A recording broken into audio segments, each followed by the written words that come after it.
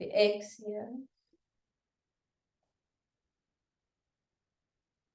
Gently opening our eyes, interlacing our fingers, palms facing outward.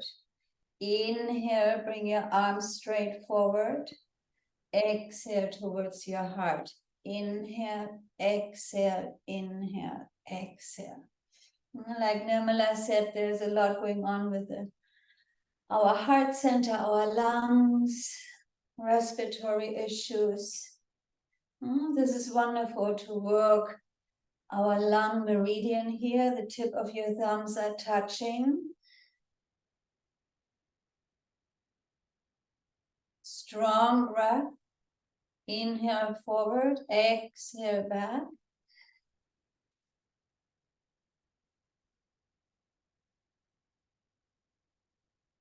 And see that the inhalation and the exhalation are approximately at same length.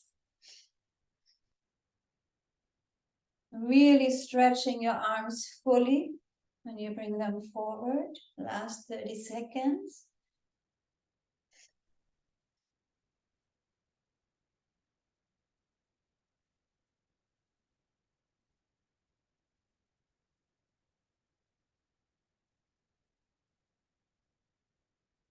With the world issues we are facing right now, it's no wonder that our respiratory system is under attack.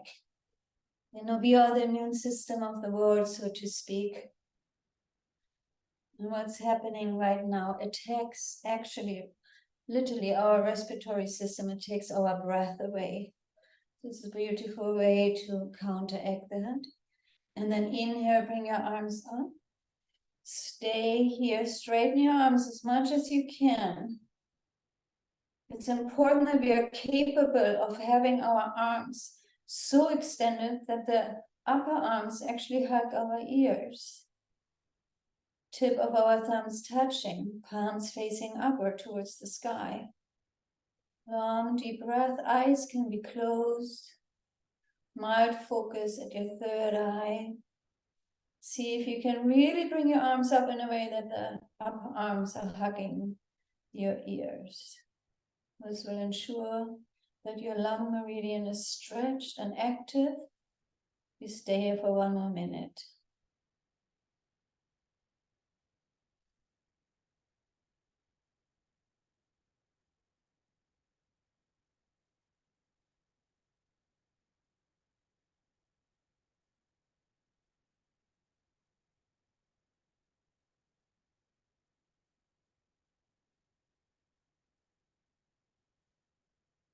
The lungs have to do with how much we let life in. And if there's a lot of disturbance in our field, we tend to shut down a little bit to protect our heart.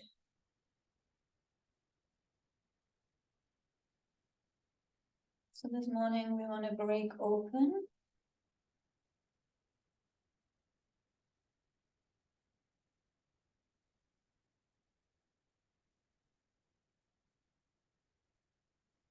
Now reach up a little higher, inhale, bring your arms over to the right. We go into a circular motion, open your eyes, palms facing down when they go towards your feet. Inhale up, all the way over to the left, overhead, exhale to the right and down. Big rotations. So we're giving space to our liver now, and our heart, and our lungs.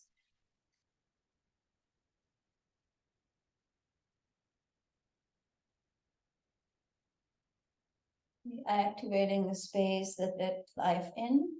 We're activating the space within us that lets life out through the liver. And we're activating our heart that brings us into balance.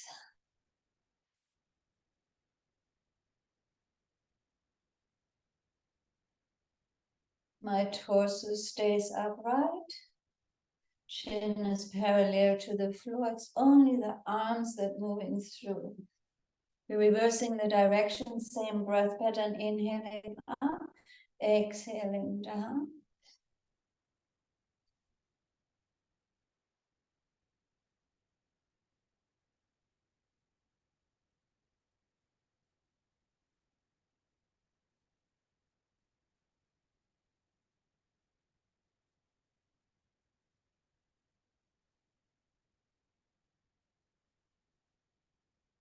Strong breath. We're moving through our shoulders. We're lifting our diaphragm. So there's a lot happening in this very simple posture. We're creating internal space.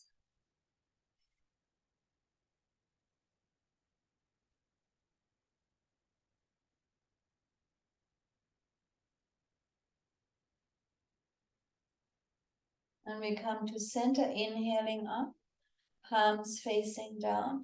Exhale towards your heart center. Bring your hands into prayer pose. And we move into big breaststrokes. Like you inhale, you lean forward on your chair or on the ground. Bring your arms out to the side. Exhale. Inhale. And exhale. You can inhale through your nose. Exhale, open mouth. Use your exhalation to consciously let go.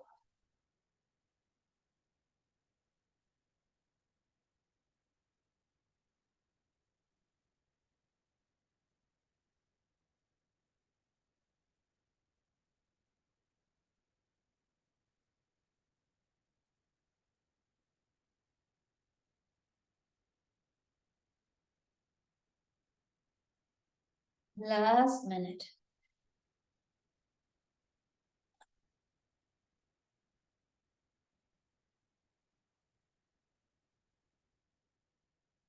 Imagine you push everything out of your heart center space. And that does not give you energy, but takes your energy.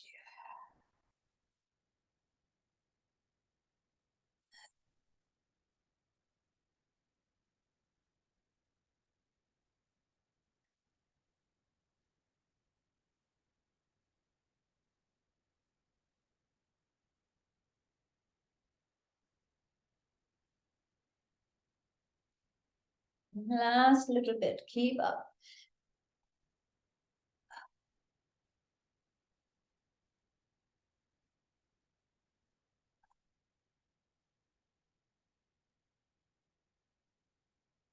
Last repetition.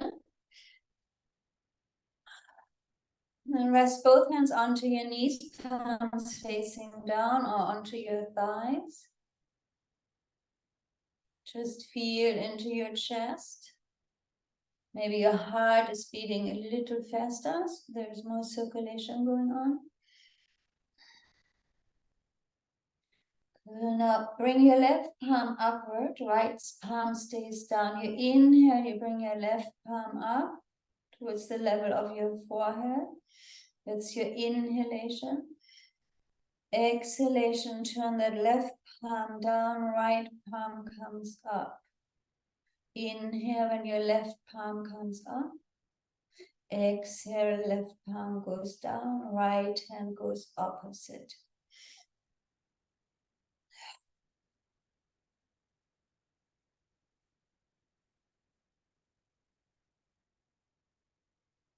Breathe as deeply as you can.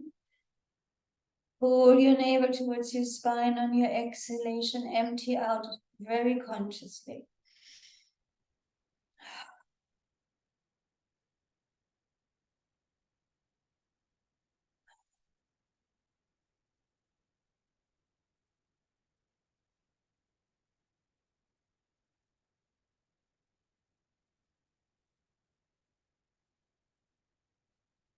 How we're experiencing life depends on how we are breathing.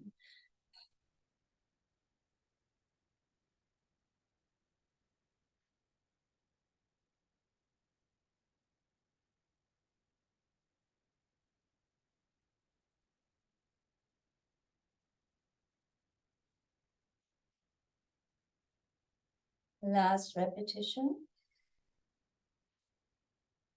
Resting both palms onto our thighs and knees, eyes stay closed, straighten your spine, tuck your chin, bring your head slightly back. Be present to the energy movement inside of you.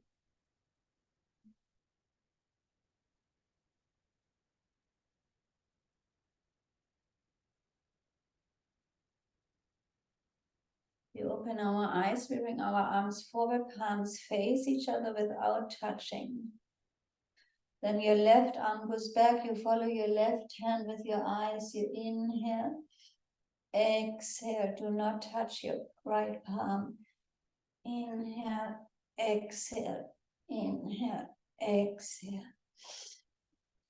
Look at that hand that moves backward.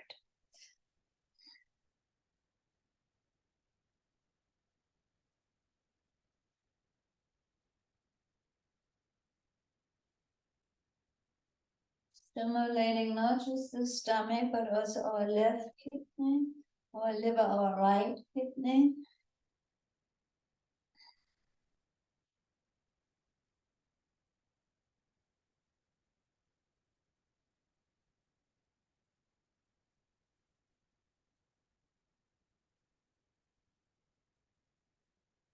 One more minute.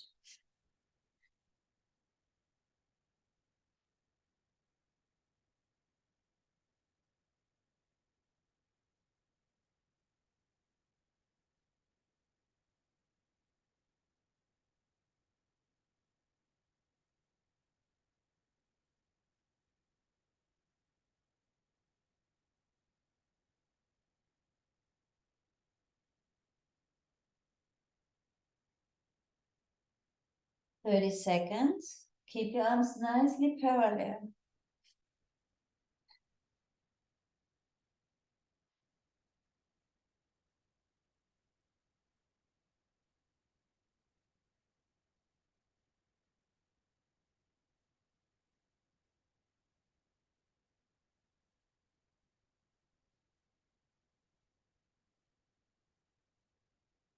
Good, we come to center, resting our hands back onto our knees, palms facing down, eyes are closed. Just be observant for 30 seconds.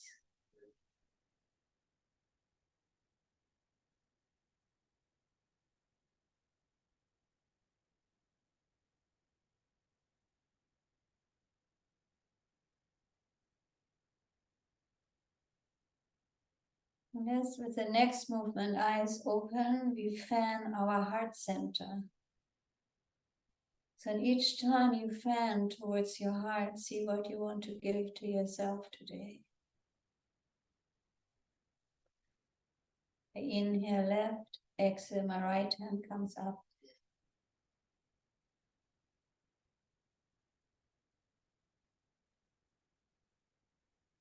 I'm not touching my heart center. This mudra is more powerful when it just comes like an inch close towards my chest.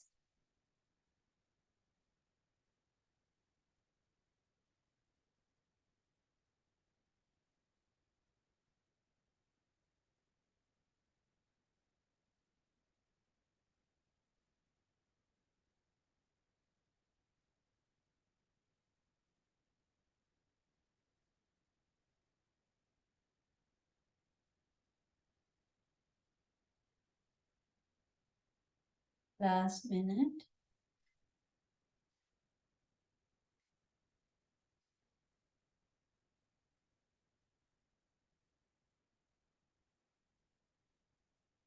Giving to ourselves so we can give to others.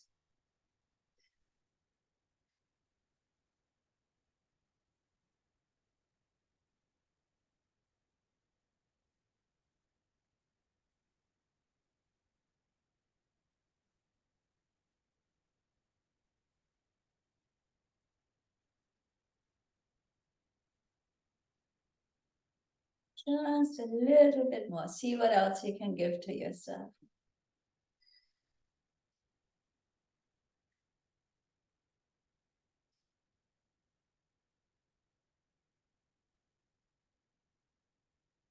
Good.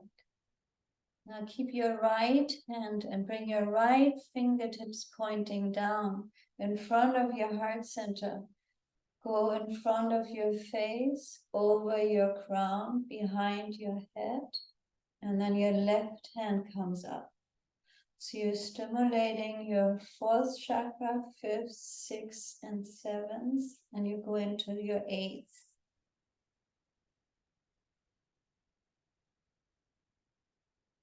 Finding your breath. This is our last movement for this morning. Let the energy rise up from the base into your higher centers. As if you're blessing yourself.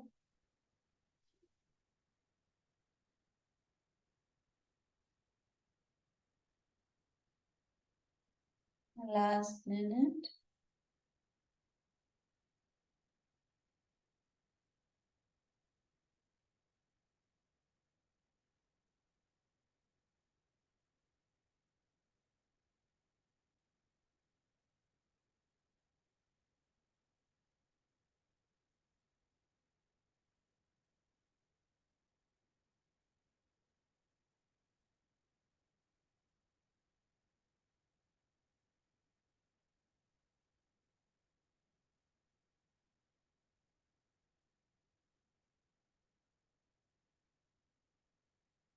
A little bit more.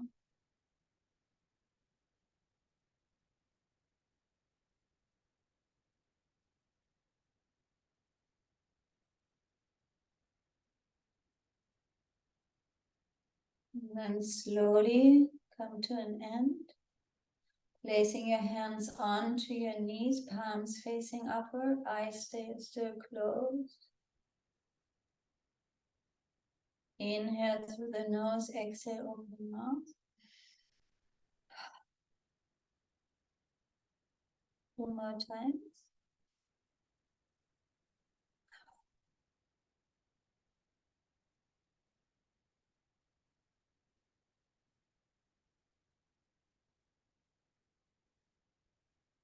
And then we are ready for you, Nirmala. Thank you, Siddhi. Good morning, all these sweet ladies. Oh, makes me so happy to see your faces this morning.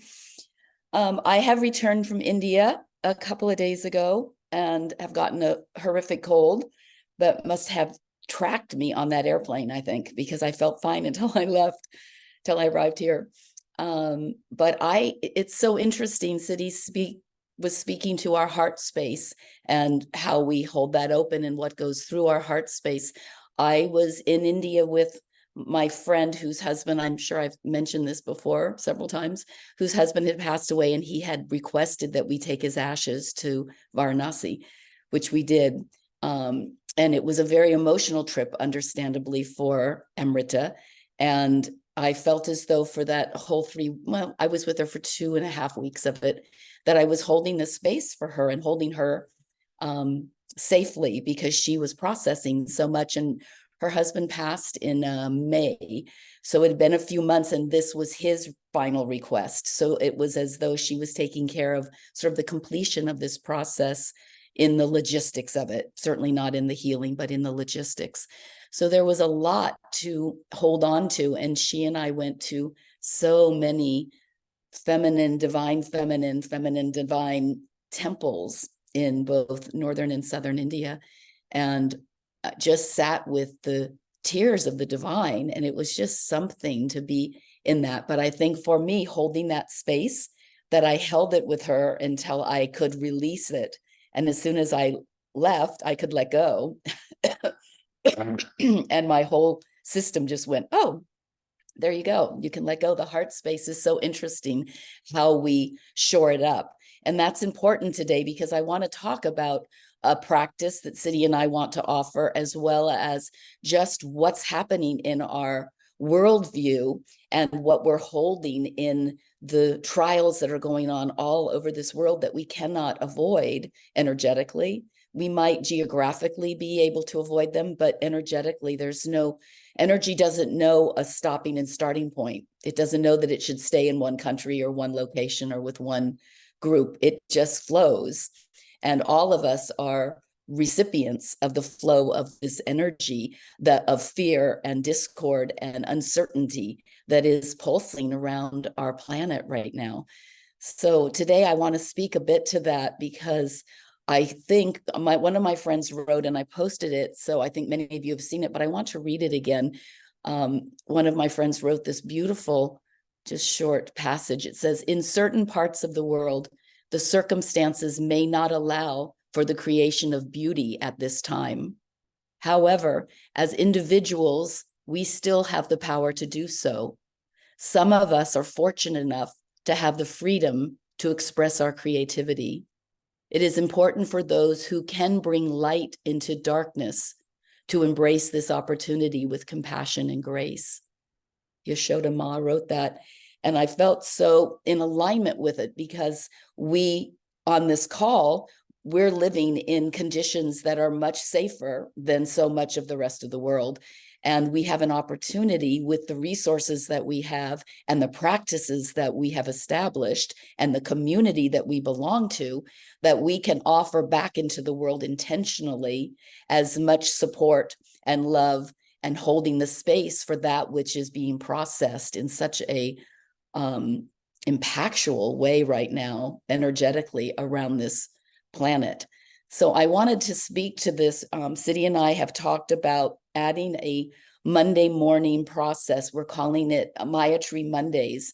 So last week, I know we did a Maya Tree meditation. That's the Buddhist practice of loving kindness.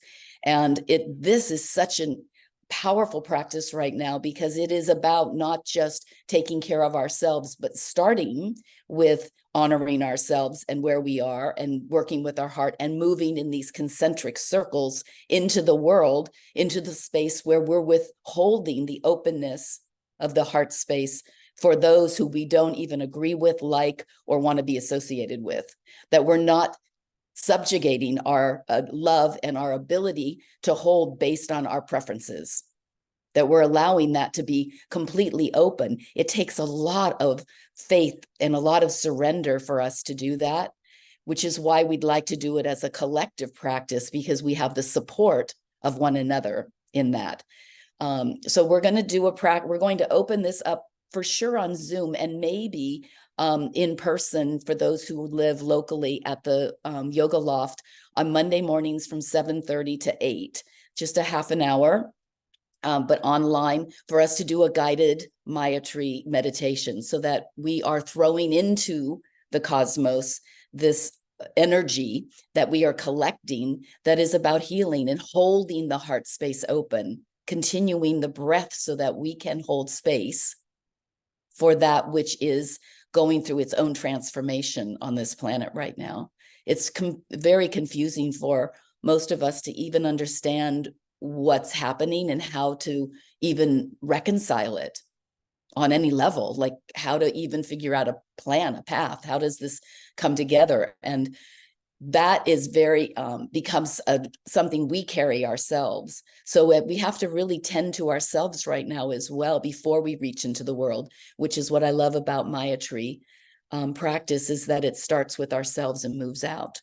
We can't not be with ourselves so that we shore ourselves up to be able to share.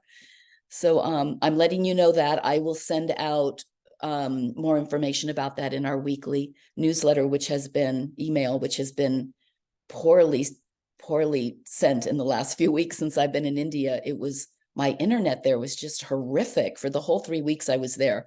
I just couldn't get online long enough to do anything, which was probably the intention. I was there for other reasons, but now I'm back on terra firma and I can do this. So I will send this out, and I hope that many of you can join us, can drop in on Monday mornings at 7:30 to do this Maya Tree practice, and for us to take responsibility as a Sangha to send what we can back into the world and from a healing perspective. So that is that. The other thing I wanted to mention, one of my friends did that I thought was so beautiful. She has taken November as a gratitude month, with Thanksgiving and our sense of gratitude that comes into the November and heading into the holiday season. She's taken November as a month of gratitude, and each day she's posting on her Instagram something she's grateful for. So we're only on day 4, so we're not that far behind. If you find that it is inspiring to you, it doesn't even have to be posted or written, or it can just be in your heart, that each day you just add something that you are in deep gratitude for to your list, so that we're reminding ourselves and we're reflecting for ourselves. I know some of you have gratitude journals and whatnot, but this is a simple way. And I loved that she took the whole month. So I'm just sharing that because I thought it was a very sweet way of reminding ourselves to be in gratitude.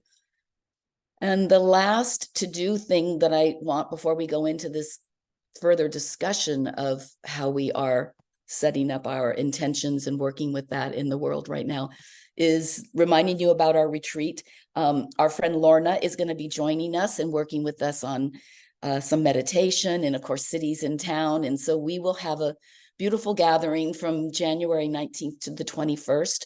So I will send out some more information about that. For many of you have already responded, but just to remind those of you who have not, that we want to get ourselves together on this. So it's a day. You don't have to spend the night if you live locally, but we have beautiful accommodations at the Yoga Loft that Joji has offered to us at a really nice price. That's right on site. So we will be holding our gathering, as well as the food and everything will happen right there. So we won't have to go anywhere, which will be really beautiful. So just reminding you about that. If you have any questions, of course, you can email me. So invoking the Maya tree practice is a step in balancing our personal inner and our outer world. So right now, we don't have a lot of control over our outer world. I mean, in general, we don't, but specifically right now, there are so many influences that are in conflict, and that can be very unsettling. If you look at sort of how we tip the energy of the world, if energy is flowing out of these places of discord around the world, it's like an open valve, of fire hose valve. It's just flowing and it's going everywhere, this energy that's very disruptive, and we can't help but be hit with it. So if you're feeling, a lot of people are feeling, even if we look at what's happening in the planetary world, that's another whole layer, but what's happening in the energetic world, it's flowing over us and impacting us, where people are feeling a little more anxious, restlessness, uncertainty, inability to commit to a particular program or plan, make decision-making. All of these ways, there's a little disruption in the force, or a large disruption in the force. And we feel it, whether it's impacting our personal life directly or not, we feel it. And so now is a time for us to really shore ourselves up so that we can send out into the world the energy we want, and we can protect ourselves. So not being able to predict and control the outer world creates this tension between our inner world and our outer world. So we're doing all these beautiful practices that are working on our inner world, our pranayam, our mantras, the japa, all of the things the yoga we're doing, all of these things are to shore up this inner world of ours, so that we can handle the assault that's coming from the external world. And that's helpful, because we need to be able to stay shored up so that we can handle that which is coming, that isn't even tactile. It's not visual. We can't even see it. We just have a disruption in our force. That's all. So in order to calibrate our inner world and our outer world, it takes a certain additional intention. I'm going to call it like intentional living, because we have to say, I'm going to do something that impacts how I'm thinking into the world, so that it can be in alignment with this solidarity, have solidarity with this internal world that I'm spending so much time creating for myself, so that the outside world doesn't topple over the inside work that we've been doing. We want to align them. So intentional living is this idea that we have the power to create our life outlook, how we perceive and see the world through our intentions. This is not new. We've talked about, every spiritual tradition talks about intentions, but at this time, more than any time that I know in the last several years, it is more called for and more necessary than ever that we should set a stake in the ground for the intentions of how we want to be able to take care of ourselves and step into the world. So we teach that we're not the mind. The mind is its own little runaway creature. However, we are a reflection of our thoughts. So we may not be the mind, but when the mind has certain thoughts, it's very difficult for us to separate ourselves from those thoughts, of whether it's fear or disgust or whatever it happens to be. We get into alignment with that, whether we want to or not. So we really have to create a more seamless outer world, intention with our inner world practice so that those two start to come together. So one of the ways of doing that, the most direct route to that is to create a central thought. So we call that intentions, but a central thought of what we want to use to keep bringing ourselves back. So every week we come up with we have another thought that we use, another intention, another affirmation. But I'd like us to choose one that goes on for a while. And it could be whatever you want. But in my mind, it's something of I am peace. I am whole. I am creativity. I am stability. I am trust. I am surrender. What is your one line? I am that which you want to bring in and have be the essence of what you bring into the world and that you use to seam together your outside world and your inside world. And this becomes your central thought that you use for everything that you're incorporating into your life. And when situations are coming up in this outer world right now that throw us off balance, we have one short central thought to go back to. So I'm leaving it to you to choose what that might be, but it's an I am, because we want to remember that we are so many things, but mostly we are the stability, we are the stake that we've staked the spot that we want to operate from. So practice it's time for us to go on to our mantra, but I was going to say two more things. One of the ways to return back to that statement is to practice going slowly with ourselves. We've talked about this with a variety of different techniques, the counting to 3 or 5 or 10, taking deep breaths for the 3 or 5 or 10 or your number you've chosen, repeating your mantra 1 or 3 rounds.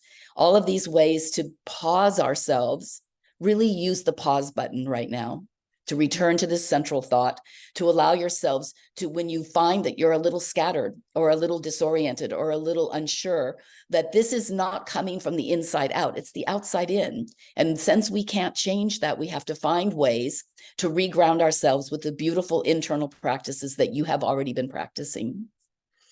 And lastly, have patience with yourself. So this is a time when we could get impatient because we're feeling a little like, oh, and we want to make it a little easier on ourselves. This is a journey. This is a journey of us setting up patterns and practices that allow us to have an influence on how we are interacting with our outer world, even when it's completely running amok, and keeping it in alignment with our inner world, which we have control over. So balancing that inner world and that outer world. So this week, I'm going to just ask you to pick your I am statement and use it for the week. And we'll continue that I am statement for the next, maybe through the rest of the year, because we really want to root ourselves and ground ourselves in the stability of something that brings us back immediately into this alignment between our outer world and our inner world. That's all I'm going to say at this point. I will announce the Zoom link for our Mayatri practice, Mayatri Mondays. I don't know that we'll start this Monday. It depends on how we get the space at Yoga Loft if we incorporate that, but I'll send something out tomorrow, an email, so you'll know. And if you have any questions, check in. Love you, ladies. We've got this. We've got this, girls. We've got this.